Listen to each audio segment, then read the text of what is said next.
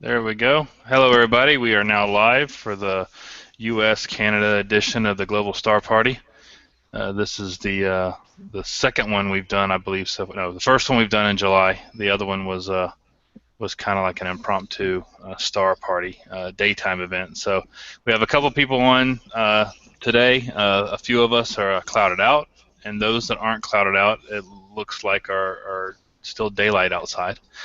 so so I don't know that we have anyone actually showing live views of the night sky, but we will still have a good show for everybody and share some photos and some discussions. So I'm Daniel Herron. I will let everyone kind of introduce themselves and give a quick little bio of everybody. I'm Daniel Herron. I'm in Canton, Georgia, which is just a few miles north of Atlanta, Georgia, in the U.S. on the East Coast. And I am an amateur. I'm getting better, but I'm still an amateur. I don't do this for a living. It's just a hobby. Just still trying to get been doing astronomy since, really seriously since the early 2000s, but just recent in the last couple of years, been getting into astrophotography. So I will turn it over. Stuart, you want to say a little bit about yourself, introduce Sure. yourself? Sure, I'm Stuart Foreman. I'm in the San Francisco Bay Area, and as you can see behind me, it's still bright sunlight out, so I obviously don't have any live deep space images. What I thought I'd do today instead is I have some data from my friend Mike Chasin down in San Diego who has an observatory down in the San Diego, through the San Diego Astronomy Society, and he sent me some data that I've been playing with on PixInsight. And so what I thought I'd do is, while the star party is going on in the background, I share my screen and just be doing some processing in the background. When it rotates to me, I could just sort of explain what I'm doing as I do it. I'll just be doing some just standard LRGB processing of the Whirlpool galaxy. And I'm an Okay. amateur astrophotographer. I've been doing it for about 6 or 7 years. Okay, and you're on the west coast of the U.S., right? Yeah, San Francisco Bay Area. Sure. Okay. All right. All right. Thanks, Stuart. Mhm. Stephen, I saw you joined. You want to say a little bit about yourself? Yeah, I'm Stephen Ron. I also am a Georgian, currently living in Macon, Georgia, which is right almost in the center of the state, and probably been doing astrophotography for maybe about 4 years now. Used to be a member of the Atlanta Club up where Daniel lives, and work has taken me to Central Georgia, so that's where I am, and I'm very, very clouded out here in Central Georgia, unfortunately. Thanks, Stephen. Russell, you want to say hey? Hi, I'm Russell Bateman. I'm from Nova Scotia, amateur astronomer from Nova Scotia. I do mostly planetary imaging. And it's clouded out today where you are as well, right? We're clouded out, yeah, Okay. unfortunately. Nature of the hobby. Yeah. All right. And our favorite astronomer from down under, Paul, you want to say a couple words about yourself? Yeah, it's Paul here from Timaru in New Zealand, down halfway down the South Island, and it is only semi-cloudy here, so we've got some live sun happening. Got a little bit of activity lately on the sun. It was pretty quiet there for a while. There's actually some sunspots Yeah. today. Yeah. Imagine that. Okay. Well, what we'll do then is we'll just cycle through. I'll show some of the photos from the Star Party, the Global Star Party site, and then some of our Flickr group photos, and then we'll just kind of cycle through everybody and let us see what they've been photographing lately. I know Stuart said he was in the middle of processing what looks like M51 there, so. Let me switch it over to Stuart. Stuart, you can kind of tell us a little bit about what you're doing and showing Sure. it while I get some of my screens ready to share some of the group photos. Absolutely. So what I have here is this is LRGB, and everything looks gray because I have not assigned colors to it yet. But if we can just cycle through the images, so this is red, this is going to be green, this is going to be blue, and this is going to be clear. And we can see if we just compare the red to the clear. So the clear has much higher contrast and much higher signal.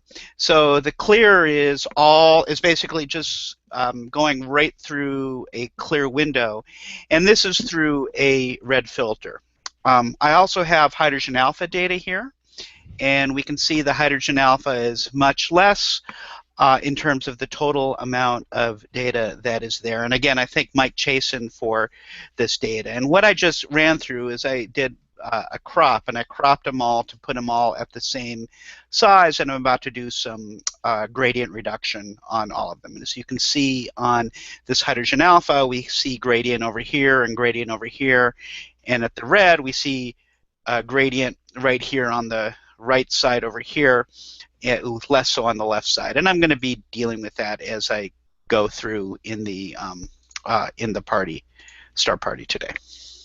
Okay, so we'll come back to you later and see what progress you're making. Mm-hmm. All right. All right, Stephen, do you have anything you want to share? Yeah, let's see here if I can get it pulled up. The screen share. Okay, can you see my Milky Way image there? I can. Okay, I just wanted to say a couple of things. I know a lot of people who may be tuning in are sort of maybe considering getting into the hobby or have recently done so. And what we're looking at here is sort of one of the first types of shots that most people tend to do in astrophotography. This is a wide-angle shot of the Milky Way. And this is one of the first type of shots that I did a few years ago, where I didn't have, a telescope really that was capable of doing any good astrophotography, but I had a DSLR and I had a wide-angle lens and I had a pretty nice tripod. So what I was able to do is go out, to a fairly dark sky site and set up the tripod and the wide-angle lens and do about a 20 to 25 second exposure of the sky. And currently, in the summer months for the northern hemisphere, the Milky Way is one of the best things that you can photograph. It's fairly easy to photograph. This was, I think, a 20-second exposure with had an 11mm lens. That's pretty wide. I think the ISO was 3200, and this is a good sort of gateway into astrophotography because, like I say, a lot of people, are getting DSLRs now because they're a lot less expensive than they used to be, and even you don't have to get a professional, quality, $3,000 lens to do this. You can get a Rokinon lens or a Bauer or a Samyang lens for around $300 that will give you a really good wide-angle view with a really nice aperture of f2.8 and do a lot of these type wide-angle Milky Way shots. Probably the hardest thing for a lot of people, though, will be finding dark enough skies to do it in. If you're near a major city, you probably need to get at least an hour outside to even begin to see something like this. But this is the kind of shot that can sort of get you into the hobby. It's kind of a gateway type image, I guess. And this is one of the ones that we shot last weekend at our astronomy village in East Georgia. And you can see there's a little bit of light pollution down in the bottom left. That's from a nearby quarry. It's near our village there, and there were some light clouds there to kind of make magnifying the glow there. But like I say, Milky Way shots are a really good way to consider getting into this hobby if you have the opportunity. Yeah, and to add to that, Stephen, what I would suggest is know your target and know what you're going to want to aim at. For instance, if we wanted to do some really good Milky Way shots here in Atlanta, we would want to go south of the city because the Milky Way from us is in the southern part of the sky. So it's not really enough just to get an hour or two outside the city. It helps to know what direction you need to go at. Because if you want to image something south, then you want to be south of those lights. If you wanted to image something north, you need to be north of the city. So that's a good thing. Unfortunately, at that site, that rock quarry is always a pain right there in the southeastern sky. Yeah, that's a good point. For us northern hemisphere folks, Milky Way will appear in our southern sky. So if you're in Paul's part of the world, it's actually more overhead or even maybe to the more northern part of the sky. So very good point. And this one was pretty early because the trees are still. This is pretty early on in the evening, I think. Once it got to about 2 in the morning or so, the heart of the Milky Way there in Sagittarius was a little bit directly south and a little bit higher, but it doesn't get very much higher for for us in the southern hemisphere. All right, let me share, since we're on the topic there, let me share a couple of my photos. Can you guys see my screen? Yes. Okay, so this is my Flickr page. This is a similar shot that I took of the Milky Way. This is a panoramic. Some of the stars look purple here. I'm not exactly sure why they look purple, but so what I did here, this is with my 50 millimeter lens, just on my camera, on my Canon TI5.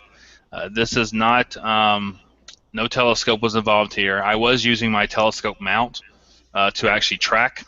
So what I did was, this is a combined panoramic of probably about 70 images taken with a 50 millimeter shot to get a whole sky view of the entire Milky Way galaxy in our sky. This was taken at the same site that Stephen was just talking about. That's why you get some of this yellow glow right over here. So the 50 millimeter would probably show me about a square. I don't know, I guess you can see my pointer. A square about that size. And so just through pointing the camera, I was taking about 1 minute shots at ISO about 3400. And this was with one of those lenses that Stephen mentioned, the Bauer 14 millimeter 2.8 focal length, or aperture, sorry, shot. So if you can even zoom in on this, you can see a lot of detail in the center here in these dark lanes. So this, I was really happy with how this came out. And actually, if you look down here at the bottom left, you can actually see the Andromeda Galaxy right there. Sweet. And I used a new program called ICE. It's a Microsoft program called ICE. That's image something. It stands for something. I have no idea what it stands for. But and it actually did pretty good on the panoramic. It was the first time I'd used it. I usually use Auto Stitch or Huggin, but they were having a lot of problems with this image and doing it right. So I tried that new one and it worked pretty good. And just to see one shot, this is a 50 millimeter. This is one of those frames of the heart of the galaxy. So this is about the size of the 50 millimeter, and you can really zoom in and get some detail. Some of the nebulosity in the center and some of the star clusters. You know, I always tell people that if you want to just start with astronomy, not even astro for astronomy, but if you just want to start with astronomy, grab a pair of decent sized binoculars, 10 by 50 binoculars, go out at night, and then just point it at the Milky Way, at Sagittarius, at Scorpius, and then just pan around, and you're going to see all kinds of cool stuff. I mean, there's, you know, most of these objects would be visible through a not quite as bright, but through a decent size of binoculars. So this gives you like one frame of the 50 millimeter, and I took about 70 of them and got this. So like that one frame you just saw a minute ago, like takes up this area right here. So the Milky Way is really cool. It's a shame of how many people in the world can't see the Milky Way from there, you know, from where they live, due to the urbanization and everything, everyone moving to or around the cities. So. All right, I got some more stuff I can show you a little bit later, but let's switch back over to Russell. Do you have anything? Yeah, I have a. Let's see.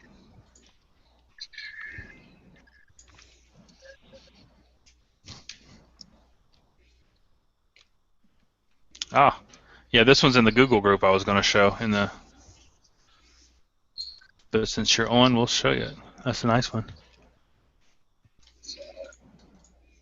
That's Saturn shot on July 1st. And some of its moons. 4 moons. Yep. Dion, Tethys, Ray, and Titan. That is nice. I used 2 cameras to get the moons. One for the moons, one for the planet. Yeah, I was about to ask you about that. Yeah. Yeah, I used the DSi Pro Mono to get the moons, and then I used the Nex Image 5 to shoot the planet itself. Yeah, and combine them both in game. For those listening, the reason why we have to do that is because Saturn and most of the planets are pretty bright objects compared to their moons. So if you set up your camera to try to capture the moons, it's going to blow out Saturn, and Saturn will just be you probably wouldn't even be able to tell that it had rings. It'd probably just be an oval in space. It's just to be able to get the moons, and so in order to get you images like this, what astrophotographers usually do is take an exposure to get the moons, and then take an exposure to get the planet, and combine them together to get you a realistic looking image of what it looks like through a telescope. That's pretty cool to get the 4 moons like that. I think I can get 6 if I try. Wow. Can you get Venus? The one that looks like a Death Star? Yeah, I think it's in the range. Kevin Franklin's got it with his 8-inch, and I think with the DSI cam, I might be able to pull it out of there. Nice. And the moons of the planets, especially Saturn and Jupiter, are really cool to look at because they change position. Over the course of a few hours, they'll change positions. Saturn, we're looking a little bit more at an angle, so you see them like this, where they're not kind of all in the same orbit. Normally, when looking at Jupiter, you're going to see them all in a line with the planet. So in Jupiter, it's kind of interesting because with Jupiter, then we get to see the moons go behind the planet and go in front of the planet, and we get to see shadows and stuff like that on the moon on the surface of Jupiter. With Saturn, that's because of the angle. You really don't get that, but you get you get a shot like we're seeing here, where you can actually see the moons kind of in an orbit around the planet more so than just in a straight line. Yeah. So this is another shot. Is this with the moons in a different orientation? Yeah, no, this was shot on the 6th. Okay. That's really nice. Okay, cool. Thanks for sharing. Hey. All right, Paul, what you got? You zoomed in on that sunspot? Yep, I've zoomed in on 3 sunspots, although one's a bit hard to see. Yeah. Nice grouping here, which has got a couple of dark regions in it. There's a little fellow down here, and somewhere in there's another little fellow that you can't really see. And are these rotating into view or rotating out of view? Yep, they've just rotated around the limb in the last couple of days. Okay. So they're going to get more towards the center in the next few days, heading across the sun. Okay. Good. And hopefully there's some more coming behind it, because we want sunspots. Yeah, let's hope so. So what we're seeing here is live views from Paul's observatory in New Zealand. So those of you in the U.S. that are still kind of in daylight in the West Coast are definitely in the dark, and the East Coast are seeing the moon on the other side of the sun on the other side of the planet, and not only the other side of the planet, but the southern hemisphere. So it's technically upside down compared to us. So nice shot. All right, let's go back over to there we go. To Stuart. It looks like he's done a little bit of work on this image. Yeah, so I'll just talk a little bit real quick about some gradient reduction. Let me minimize this for a sec. Excuse me.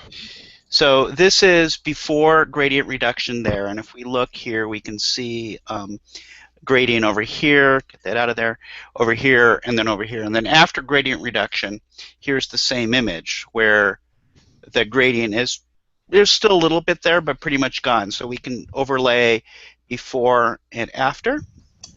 And so by gradient, you're talking about the edge of the frame. How it exactly, kind of, the background, right. So here the background's a little bit lighter than here, and every astrophotograph is going to have some gradient.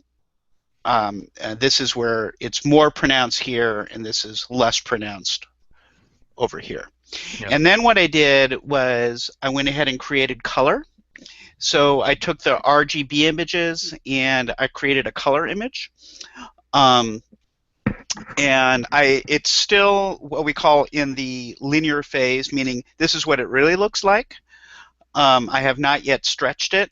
This is This is an auto stretch of the image, and this is just a pure RGB auto stretch, and it still needs a lot of work, needs a lot of noise reduction, and I need Oh. to stretch it into the nonlinear phase, and that's sort of where I am right now. Okay. Yeah, and that's a difficult object to get right because there's a lot of wispy, cloudy areas right in that area of the sky, and you could try to get rid of some of that and make the galaxy stand out some, but then you're ripping away some of the data from the galaxy itself to do that. Exactly, and I'm just sort of doing a quick down and dirty process just to try to, so we Right. can people can just sort of get an idea of what this is. This is not how I would really do this in real life. Yeah, that's a nice image though. Yeah, this is again Mike Chasen's data, not mine. Right. Yeah. Wow. Alrighty. Cool. Okay. All right, Stephen, did you have anything else? Did you have something else to share?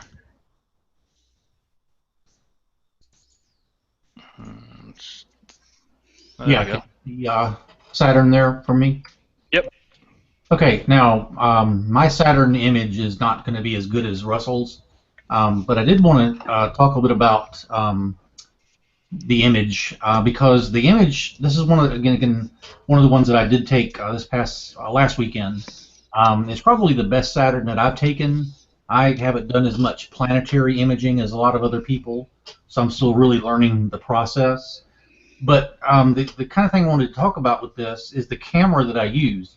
There's a new camera that's been released within the last few months from a company called ZWO, and they make a very popular line of planetary cameras. The ASI line, there's the ASI 120 and some other models, but their most recent release is the ASI 1600, and it's a very large sensor, and it's a CMOS camera. I'm not an engineer, so I can't go into all the details of what a CMOS sensor is. Stuart may know more about that, or Paul, than I would Yeah. know. It's how the data is read off the chip itself, and they're two completely different technologies. And the CMOS is used in color, in regular DSLRs, but has not been used in CCD cameras. CCD cameras are obviously CCD, and CMOS cameras for deep sky use is relatively new. So, except in the standard DSLRs that you're used to seeing. Yeah, another feature this camera has is the model that I purchased also is a cooled camera. And so when I'm shooting with the camera, I have it connected to a laptop. And one of the options that I have is to have the camera with the built-in cooling system to lower the temperature inside the camera so that I don't get nearly as much noise in the readout of the image. Now this image I took with the ASI 1600 and my Schmidt Cassegrain. It was a 9.25 inch, 235 millimeter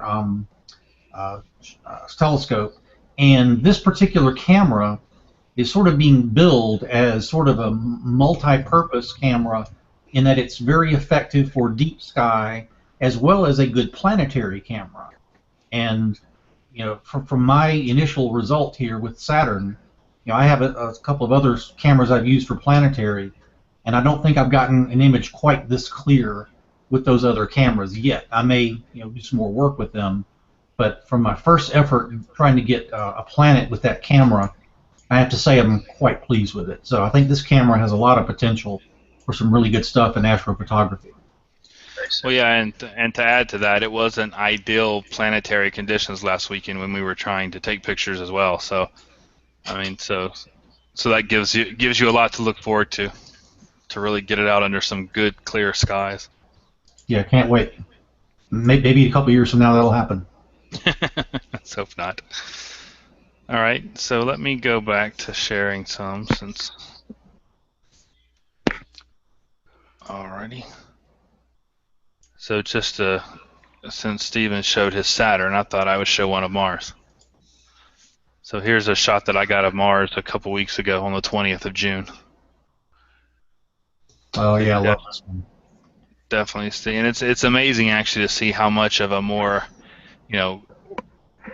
Mars, about a month ago, a little bit more than a month ago, was pretty round in the sky. It's starting to actually get into a phase now where it's not quite round. So even some of the images we took about a month ago, you're starting to actually see some pretty difference in size and pretty difference in shape of Mars because of the way the orbits are working out.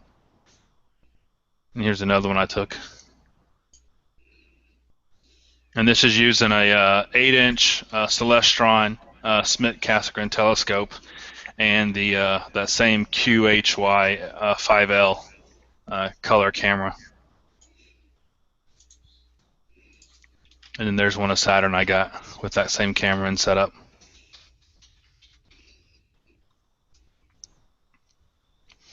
So let's go into the Flickr group here and see what some other people who are in our group but not on the call have been up to. Of course, we'll skip all these because they're all some that I uploaded earlier today. There we go. Here's a good one from Sarah. This is a beautiful image. The pillars of creation. Just a lot of detail in this shot here. Yeah, she's talented. Yeah, you guys should really check her out on Flickr and her website, Sarah Wagner. Yes. She's doing some excellent work. And you can see her website right there, so please visit their website and take a look at what the work she does. Here's another one from Paul, getting some prominences. That's a nice one right there.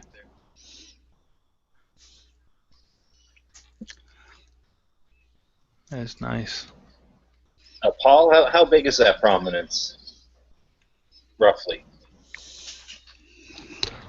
I didn't actually measure that one. That's probably 100,000 kilometers. Oh, wow. A 100,000 kilometer high pillar of fire. Yeah. Amazing. Flip over me just for a second. I can just show a noise reduction technique here. All right. So this is before, and you can see, there's a lot of noise in this image. And then I applied a mask, and now I'm apply the noise reduction, and you can see the noise goes down significantly there. And that's just an example of what noise reduction can do. And I zoom it out. Here's before, get bigger, before and then after, before and then after. And that just with applying a mask and then doing a round of noise reduction to the luminance phase. Anyway. Nice. Okay. Nice. Really nice. All right, let me go back to the Flickr group here. So this is another lots of nebulosity in the Sagittarius region of the sky. Jaco. Sorry if I'm saying your name wrong. Paul again. That's almost the same as what we just saw. When did you take this? July 9th. Okay. Yeah, so that's those same groupings that you just showed us there. Yep, that was yesterday's. Here we go. In HA. So that's that prominence we were just looking at, right? Yep, it's rotated around a bit today. As my live image shows, just shrunk a bit as it's gone around the bend.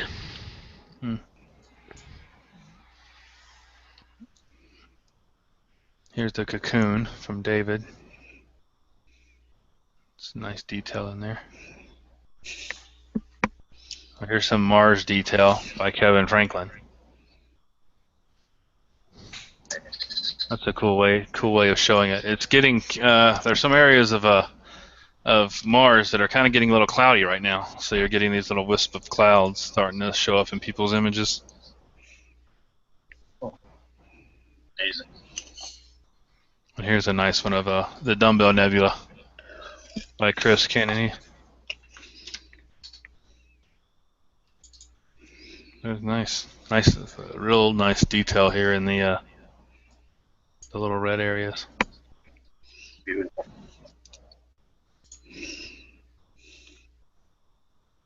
It's not all astronomy on our group either. Got some nice atmospherics.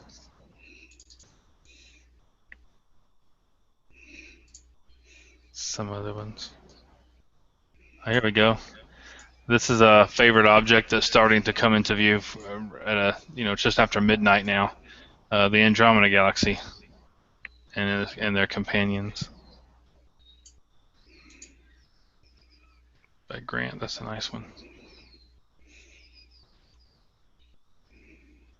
Wow, here's a nice one from Paul Swift. Lots of nice detail in this image. These dark areas. Amazing. Yeah, let me go back to the group and I thought there was one other image.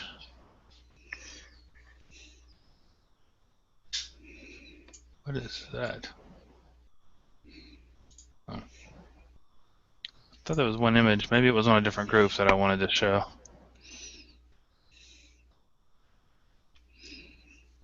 I can't find it. Oh, here's an interesting image. This is from a friend of ours in the area with Stephen and I. So this is a fellow astrophotographer, David Wolstein, and he's imaging another astrophotographer doing some work here.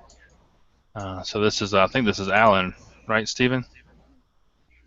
Yeah, that's Alan. That's Alan in the image.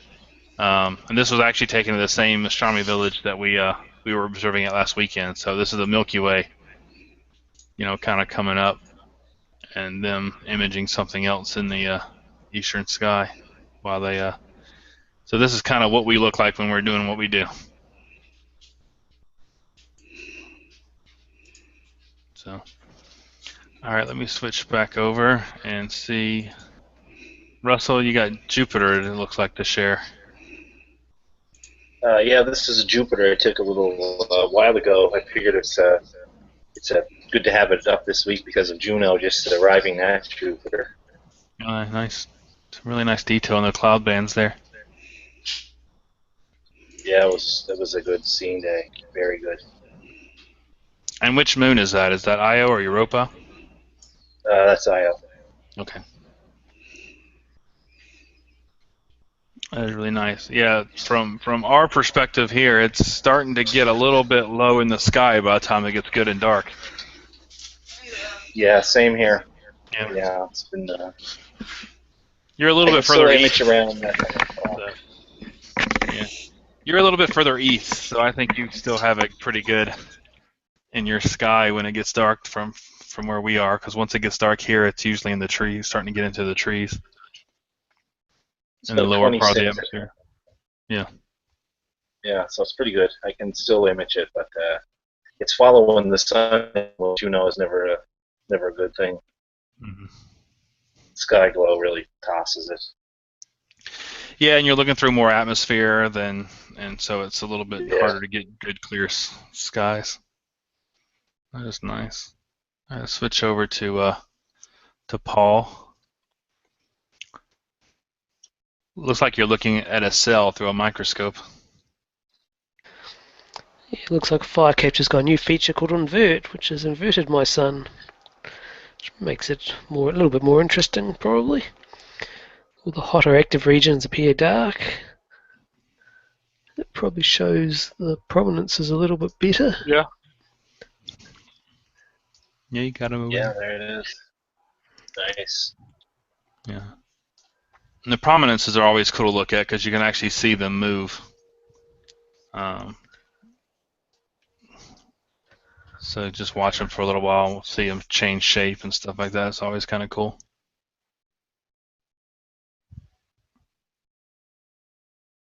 That is nice.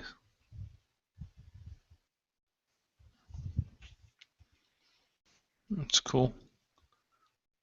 Well, let's hop back and see what Stuart's up to. Looks like he's getting the image there. It's starting to look a lot better.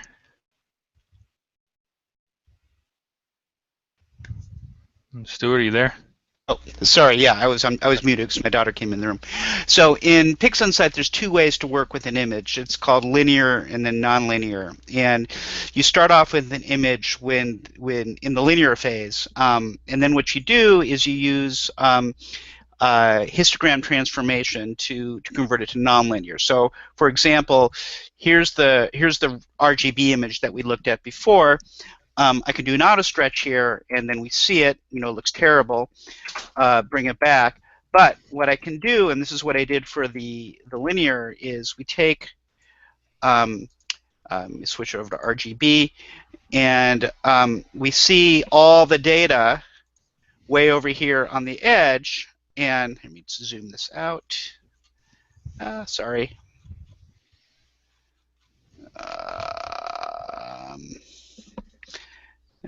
Reset. My bad. There we go. All right, I'll fix that. Anyway, so what you do is you stretch this out, and you turn it into a nonlinear image. So this, what I've done is I've permanently altered the data here. And if I go backwards, we can see how it worked. So here, slowly stretching, stretching up over to here. And this is sort of where I am right now. I'm about to apply sharpening to it, and just to see what it looks like. And let's just do it and see what happens. And made it, look very different. So see, this is before, this is after, and it's obviously, I think, a little bit too much, but but this is sort of where I am right now. Cool. Looking better. Okay. All right, Stephen, switch over to you. It looks like you got a star field to show us. Yeah, this is one of the brightest stars in the sky. The bright one in the center there is Vega. And Vega is one of the three stars of what we call the summer triangle here in the northern hemisphere, along with Deneb and Altair. Basically, they sort of signal to us that summer is here, and basically sort of outline sort of a path to the Milky Way. And really, what I was doing here was I was doing a test shot. I had just set up on my camera. I was using a Canon 70D. And I was setting up my 135 millimeter lens, and I was just doing a few test shots to get focus, make sure I was focused. And this one came out really well, so I decided to keep it.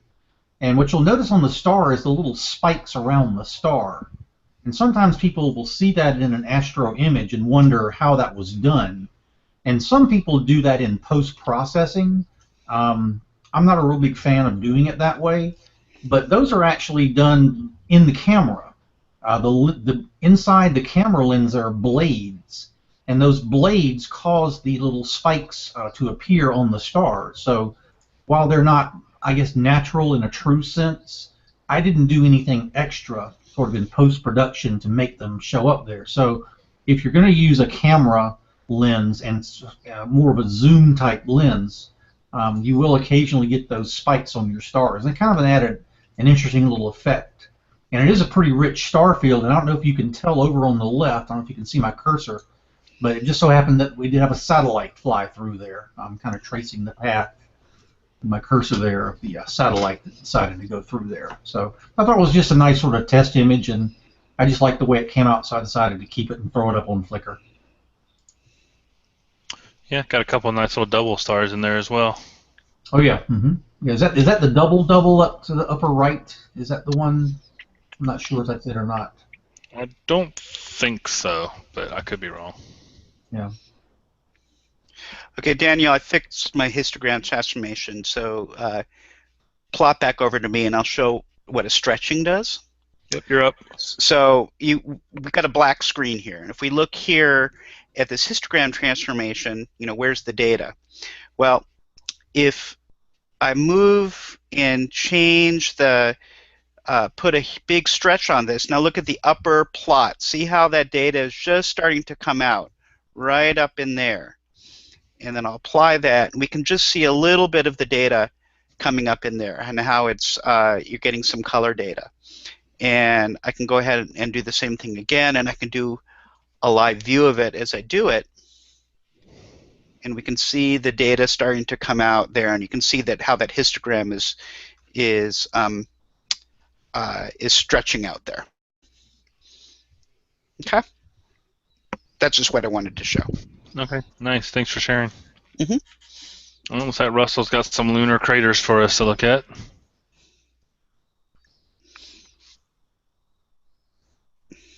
Hey, Russell, I think. Yeah, this is something I shot a little while ago, but I didn't actually share it out. I just tucked it away.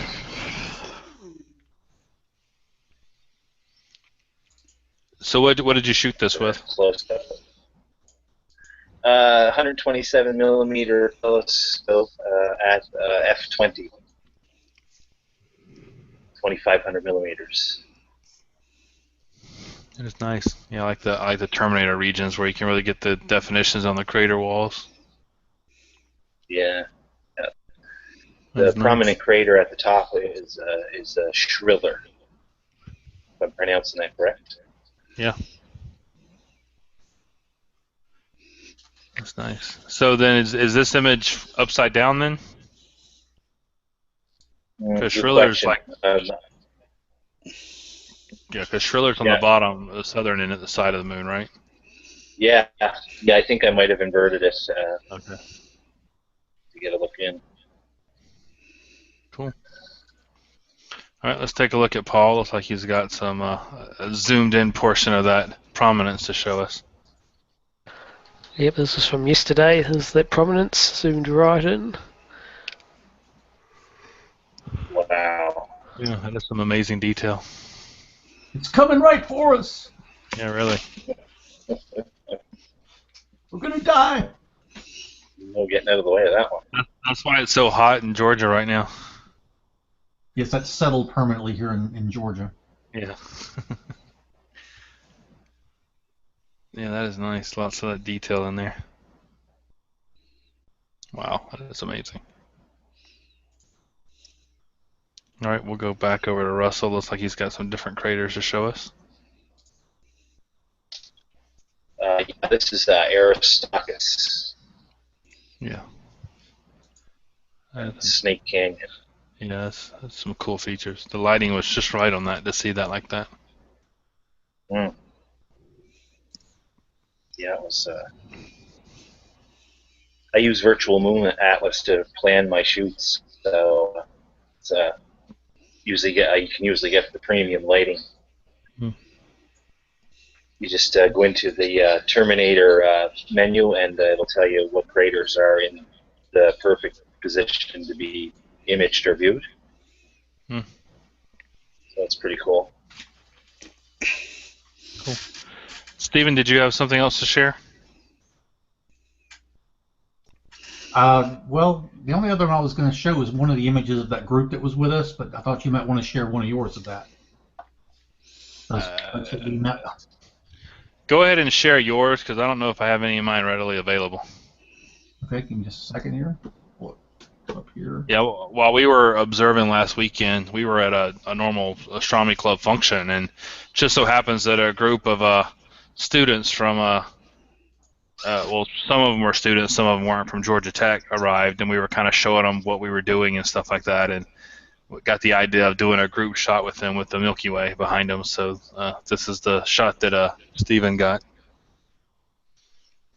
Yeah, a very nice group, and we'd met a couple of them a few months earlier when there was an outing from Georgia Tech. So some of them decided to come back and bring some friends, and had a really good night. And I think this was actually Daniel's idea, so I'll have to give him credit for this. So we decided we offered to take their picture if they wanted. So what we had to have them do was we obviously got them to line up, and we had to tell them to stand very still, because this was a 20-second exposure. So if they had been moving around, they would have been blurry. So we had to get them to stand still for 20 seconds. And also, when I started the shot, Daniel and I took our red flashlights and kind of painted some light over them so they would actually show up in the image there. So I took 3 or 4 shots. This is the best one that I got. And Daniel took a few as well. He took more of the vertical orientation to get up higher into the sky. I just did mine wider so you can actually see the brightest object over on the right part of the sky. Over there, that is actually Mars over there. So this was a really nice group, and we emailed our pictures to the leader of the group, and I think he shared them with his friends, and so it was just a really nice thing, to be able to share what we do with other people who really aren't astronomers, and they were really very interested and very appreciative of looking through our scopes and seeing what we're doing. So it was really nice to have them out there for a while. Yeah, here I'll share my picture. I downloaded it from my Google Drive. So, oh, great, where'd it go? There it is. So there's my shot of them. So I did more of a portrait mode to get more of the Milky Way above them. So yeah, it's actually kind of cool to see both of them side by side. So yeah, so it was really interesting. I mean, they didn't, they showed up basically. They didn't bring any equipment with them. They just showed up to see the night sky. And we showed them what we could, and kind of us imaging and stuff like that. And then it's always kind of cool that to give them the opportunity to take home kind of a keepsake that they could remember the event with. So Paul, looks like you got a shot of the upside down moon there for us. Wow, that is pretty amazing there. The correctly orientated moon. It's backwards. Yeah.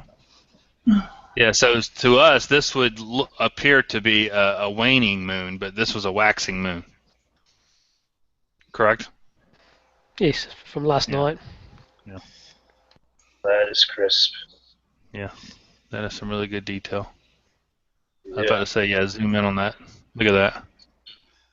Wow. Yeah, that is a beauty. Nice.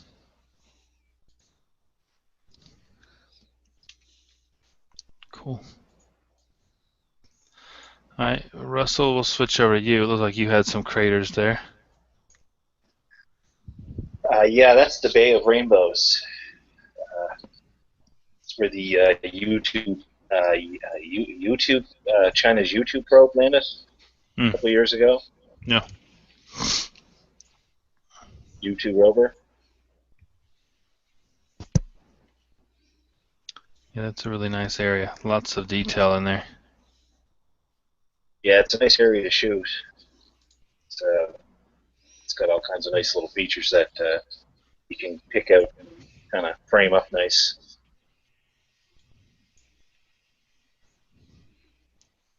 Oh, that's pretty. Sorry. Yeah, it's not all deep sky stuff. So I mean I do a lot of sidewalk events or public outreach events with different schools and organizations, and you could show them a galaxy, and that's kind of cool, and you can show them some of the nebulas, and that's kind of cool too. But when they see like the moon or Saturn through a scope, that's the crowd pleasers. That's really what they want to see. So. Okay, I'm sort of done with my down and dirty processing here. If you want to flip it over, I mean, this obviously needs a lot more work, but this is pretty good for, pounding it out in 45 minutes. So just to remind people what we started off with, this is what I started with. So this is R, G, B, and L. You can see that. I'll scroll these windows here. So there, and there. And this is just what I ended with here. And I could, there's more work on it. The stars are a little bloated, but it's some very nice data that Mike had, and some very nice color in the galaxy there. And this is I'm pretty pleased with just this 30-minute process that I just did here for that looks really nice. Little amount of time that I put into it. Yeah, that's amazing. Yeah, a lot of good detail in that shot. That is really cool. Alrighty. That's all I got. Thanks for walking through. I wanted to show a couple of things. I've showed some of these before, but just to kind of go along with what Stephen was saying about some of the things kind of people just getting into this can do. And this is something that I really kind of got started at, and it was doing shots like this, some star trail shots. And this is something really easy to get into if you have a digital SLR camera that can take, 1 minute or 30-second exposures, regardless of what lens you have. Now here I'm using a really, really wide lens, but any lens will do. And if you just point it towards the north, if you can at least find Polaris, point it there and just take a picture. Start taking pictures like every 30 seconds or every minute, and then you can use free software that will stack them together and help you create images like this. But this wasn't tracking, and actually you don't want to track to get shots like this. So what I did was there's a device you can also buy for your camera, or some cameras have them built in, called an intervalometer. And basically what it does is it tells your camera through program or through software how often to take a picture. So what you can do is you can set your camera up, aim it right, take some test shots, make sure all your settings are correct, and then turn the intervalometer on.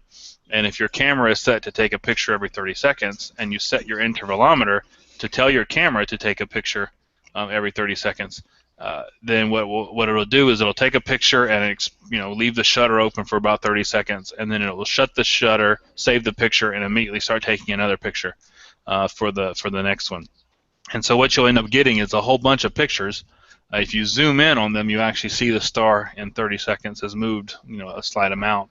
And then there's software called Star Stacks, where basically you just open it, click open all your pictures and tell it to stack it, and it will put them all on top of each other to create this this trailing effect that you see here. This one was about 7.5 hours, I believe. Let me see here. I usually say here. Oh no, this was only about 70 minutes. So this was about 70 minutes of Earth's rotation in this shot. But just to have some fun, I'll just cycle through here. So this one is another one from my house. This was about 2 hours and 51 minutes. Here's one really, really zoomed in on Polaris. So all you Southern Hemisphere guys that say we're lucky because we have a pole star right over the pole, this proves that it's not exactly right over the pole. Because this is Polaris right here, this bright stripe, and this is actually the center of Earth's rotation. So, and this was just using a 300mm lens pointed directly at Polaris, or not quite directly. And even in this shot, I got an airplane that flew through. So, and this is about 6.5 hours of rotation. So there's some more of the, I think I have one pointed south somewhere in here. Yeah, that one was pointed south with the moon. So this is just an example of something I think people could really get interested in and do. Here's one over the Gulf of Mexico. So looking south. So this is the one that I took last summer, at the end of last summer, looking south. So you can see the reflection in the pool of water down here. But this is just something that people can do and get into with just a digital camera, and you can sit there and push the button every 30 seconds to take a picture, or you can get an intervalometer. If you have a Canon camera, look up Magic Lantern. It's a program. Basically, it uses your camera's firmware update process to kind of hack your camera into adding extra features into the software of your camera. So read about it first, because there is a chance that you could harm your camera. But I've never had any problems with it. But it runs off of your SD chip, and it's called Magic Lantern, and it will actually give you a software intervalometer that you can use. It will also allow you to set your bulb timer. So most cameras, you can set it to bulb, but if you don't have a bulb plugged into it to actually, push down, or a remote one, it will actually set one to you, which will allow you to take 1, 2, 3, 4, 5, 10-minute exposures, even though your camera normally doesn't allow you to do it. So look it up, read about it. I'm not recommending that anyone necessarily put it on their camera, but because there is a risk that it could mess your camera software up. But use it at your own risk. But it does work, and it does work very well. If I can add something to that, there are various camera control software that you can use that are pretty cheap if you want to control your camera from the computer, and that way you can avoid the interferometer thing. And one is Backyard EOS, and the second is Sequence Generator Pro. And I use SGP. And the nice thing about Sequence Generator Pro is that if you ever graduate to a monochrome camera, it'll work with that. Backyard EOS won't. Yeah, and Backyard EOS is only for Canon cameras. There is they have a Nikon EOS too. There is a Backyard for Nikon. Yeah. The one thing I don't use that, the reason why I don't use that, and I prefer to use Magic Lantern, is because when I'm doing those star trail shots, my camera is out there pointed at Polaris taking pictures for 8 hours while I'm inside sleeping, and I really don't want to leave my laptop out there with it. So I usually use the Magic Lantern, which only works for Canon and select Canon models as well, but it's an option. Or you can go to eBay and search intervalometer and your type of camera, and it'll plug into your camera and do it that way as well. So there are a lot of options. They're cheap. They're really cheap. Yeah. Don't buy the Canon one and don't buy the Nikon one. Just buy the it doesn't have to be. I mean, don't buy it cheap, but you can get one for $15, $20, $25, and it will do the trick. So if you really want to get into astrophotography, that's the way I did it. I just started, cheap, and then worked my way up into what I'm doing now. And you can get some pretty good results doing stuff that way. And a lot of the software we use is cheap. The software Stuart was using right there was not. PixInsight is pretty pricey, but there's GIMP, which is a free version of Photoshop. Then you can use the star stacking software called StarStax is software that's free. A lot of the digital stacking, like that we use, Backyard EOS, I think is like $30. But there's a lot of software like SharpCap, Fire Capture. Those are all free software. So you really don't have to. If you get into this hobby, you don't have to put a lot of money into software, which is good because you can put a lot of money into your hardware. So that's really good. All right, we're getting kind of close to the end of the show here, but I just wanted to cycle through everybody once again and see if you had anything to share before we close. Stephen, did you have anything else? No, that's all I had for tonight. Some good stuff, especially there's Stuart there watching your PixInsight process. I've been using it a little bit, but I'm not quite that advanced yet. But good stuff to see there.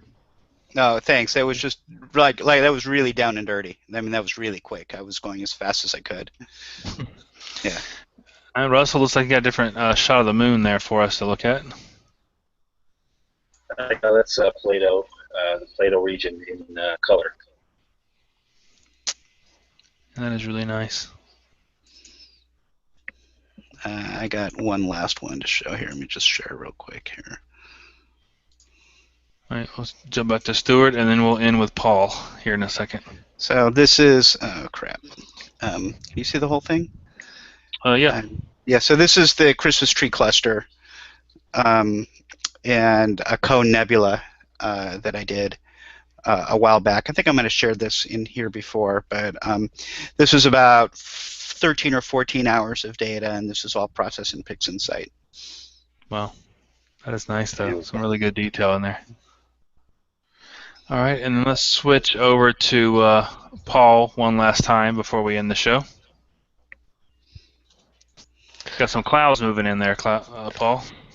Yep, they must have sensed the end of the show, and I'm moving in. All right, that is nice. All right, well, everyone, thanks for joining us. For those of us in the U.S. and Canada, have a nice evening and night. Paul, have a good day, and we will talk to you next time. Thanks, everybody. Bye. Good night. Bye, everyone.